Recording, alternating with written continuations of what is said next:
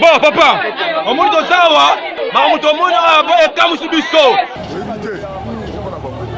qui a eu soi-disant 12 experts chinois qui sont venus dans mon pays, la République démocratique du Congo, comme pour venir aider à lutter contre le Covid-19.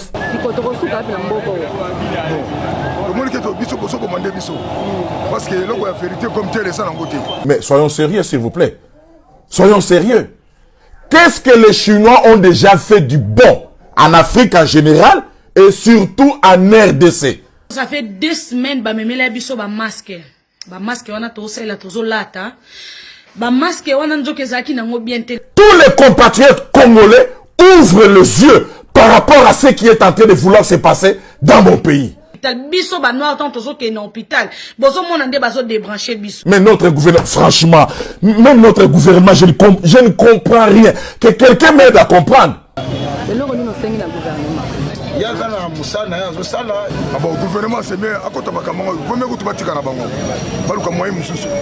En Afrique, le coronavirus ne s'est pas encore répandu. Et même si c'est répandu, nous avons le docteur Jérôme. Et puis babikaki bazo soba on a bilili bazo témoigner tout ça. Le comme on a photo on a dit ça à Beli bala décembre à normala poste malade tout monde il est béaté le la kufi tout na marque biso moko tout na marque biso moko sikoyo banga ba ya babike basu kana sobna na leta kuna ke na biso yo akupe corona virus tout mo yango eza lukutu.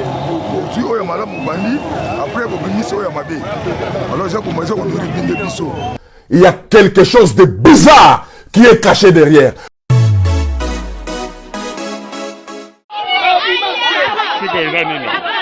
Bon, papa, on monte au Zawa, on monte au monde, on monte la photo. On monte la photo.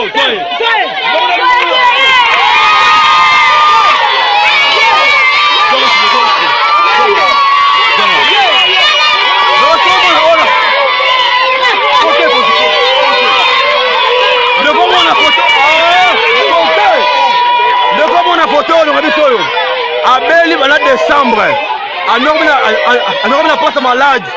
Tout le monde il est béaté. Le la kufi, tout na marque biso moko, tout na marque biso moko.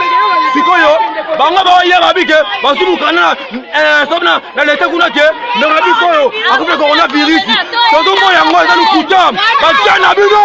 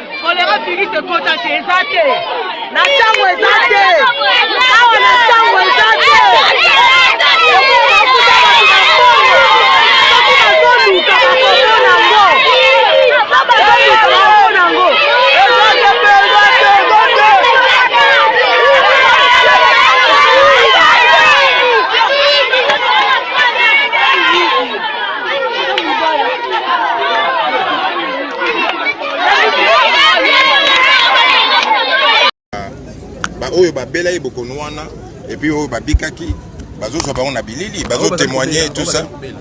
Baza robela oyebi que biso na profession médicale parce que biso ngana zana no médecin avant na comme ministre. Tokoki kolakisa maladie boité eza epekisami à moins que yemoko aloba. Na poto soki bazo lakisa bango c'est que bango bazo linga. Mais bokoki kozwa bango bilili et puis bokangi bilongi na bango soki balingi.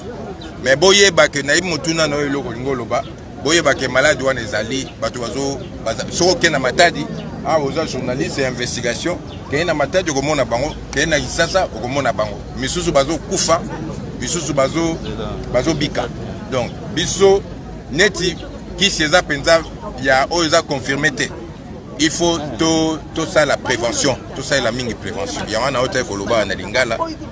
Normalement, il faut Très chers compatriotes, bonjour. Je suis très sidéré. Ça fait des jours, je n'arrive pas à bien dormir à cause de cette nouvelle que nous avons reçue, qui a eu soi-disant 12 experts chinois qui sont venus dans mon pays, la République démocratique du Congo, comme pour venir aider à lutter contre le Covid-19 en République démocratique du Congo. Mais soyons sérieux, s'il vous plaît.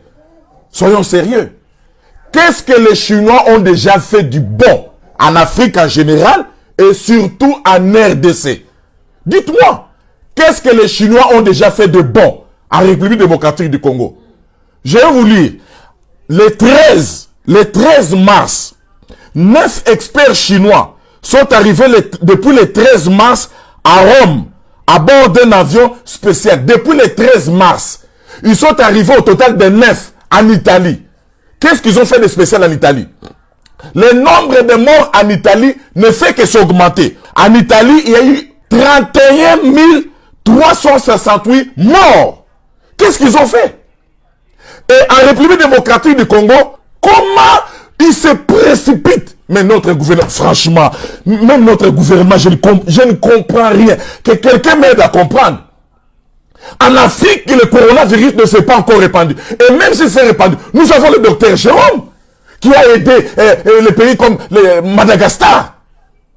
Il y a eu beaucoup de guéris là-bas, beaucoup de guéris. Pourquoi on ne peut pas seulement utiliser le produit local que notre propre docteur de chez nous, docteur Jérôme, a trouvé?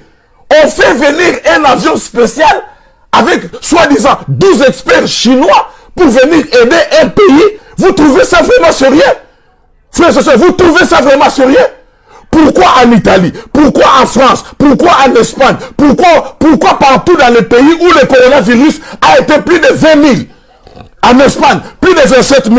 À UK, plus de 33 000. En France, plus de 27 000. Pourquoi on n'envoie pas ces experts-là là-bas pour les guérir, pour les soigner, pour lutter contre le coronavirus? Il y a quelque chose de bizarre qui est caché derrière. Je parle avec mon cœur que tous les compatriotes congolais ouvrent les yeux par rapport à ce qui est en train de vouloir se passer dans mon pays. Que le Seigneur nous protège, que le Seigneur garde la RDC contre toutes les machinations que les Occidentaux vont vouloir faire au travers des Chinois. Que Dieu bénisse la RDC. Bandeko nanga ba Congolais, bandeko nanga ba Noirs, ba tout surtout bon problème Italie pe mindele. Na sala na maison de repos les tarés na la Louvière. Na maison de repos na biso ça fait 2 semaines ba memela biso ba masque wana to sala to zolata.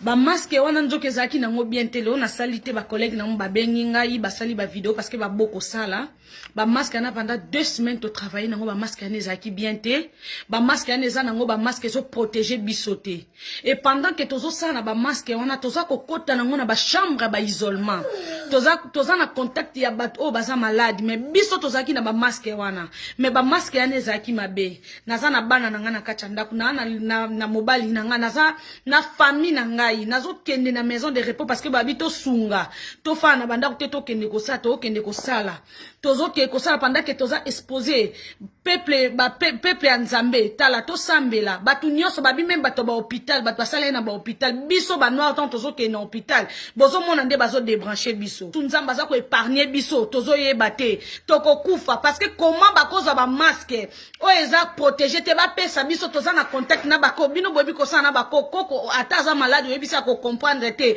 akoluka simba ya akoluka soloana akoluka sala bo donc toza pendant 2 semaines parce que baza na besoin ba boma batu nyonso ba mindele baza na chance na bango bazo traiter bango mais biso pona ko traiter biso bazo swaka biso bazo débrancher ka biso tozo za la débrancher bandeko na ngai ba o baza mato ya koyoka ba yoka donc ba masque ba pesa ki biso to se nango pendant 2 semaines ba masque ya neza ya mabe pendant 2 semaines na tozaki na contact na batu baza maladi donc ba masque zaki bien te lelo ba collègue nanga ba ye ba longo si bon ba masque bolongo ba masque parce que ba masque eza bien te ce ko ba masque bien te na mais biso to lata ki yango déjà to milengele to milengele bandeko na ngai surtout biso batu mwindu soki machine etikali moko bakopesa mundele yo babomi yo bazotala age te oza na 20 ans oza soki ndeni non bazoboma biso toza na biso balingaka biso te biso batu mwindu toza mitema malamu ata muning bayebisi bino ke danger ezali ate tosunga kaka botika tokokufa tokozila